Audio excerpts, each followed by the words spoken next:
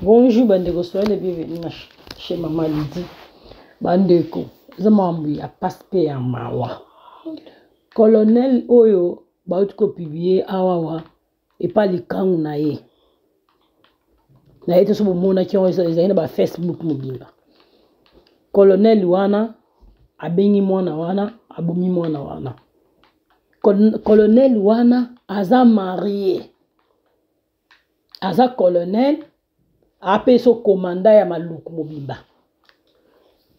Mais moi nango ndenga zoloba o ba camarade ne mutu bazwa ki audio e bazwi ba audio wana eza video ba audio te video penza bazwi ba video wana na ba audio nde ba publier yango bandeko oza no mari o vanda te a omoni na mwasi ne nda ku marié ndenga bomiye akatisi na ngambo akimi pour longole musala après taba publication de bimi ba longole musala mwana na lobi ke oke ba camarade na yo phone na yo na ba video na ba camarade ba ozonde ba publier bana pe que ça ba komba jema be au moins tu ba pesa ki mbongo comme yo zali kanga colonel wana tabo zo ba video to publier ba longole musala po biso to zwango ba kopesa la mabongo bien na ndenga normal ye colonel azana droite boma mutu to yo mone publier bon yo longo musala mais maintenant na justice c'est tout okoboma ete l'état zali oui ko bomete l'état zali bandeko c'est triste boyoka so na sise boyoka ba bato ba témoigner yes babomiye abengi akosie abakekuna abeti masasi yakati na ngamba braza ko ba longole musala o eza mamba soni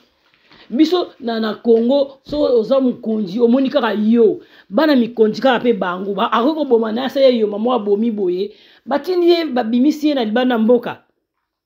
eza normal te hein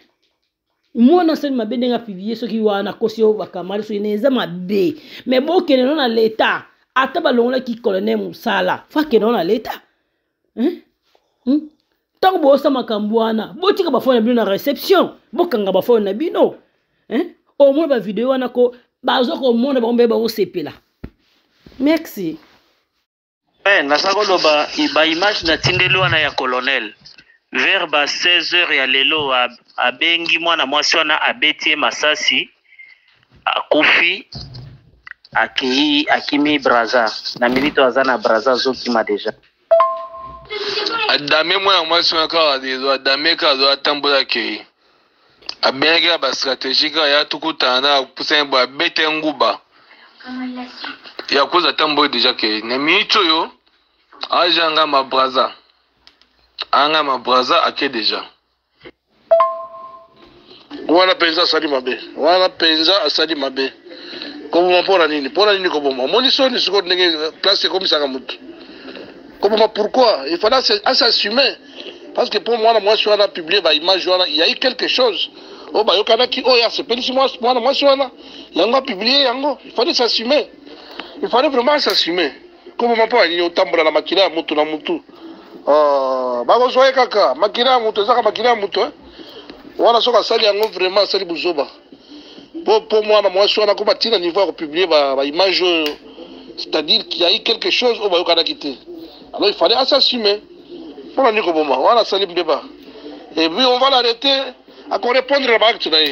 C'est un assassin. Dans version ya beteli bino wana nde vraie version ya dossier zomona voilà version ya dossier yango wana colonel mutu abomi parce que ba publier ba nudité na ye po na ye na mutu akanisi mwana mwasi wana mutu publier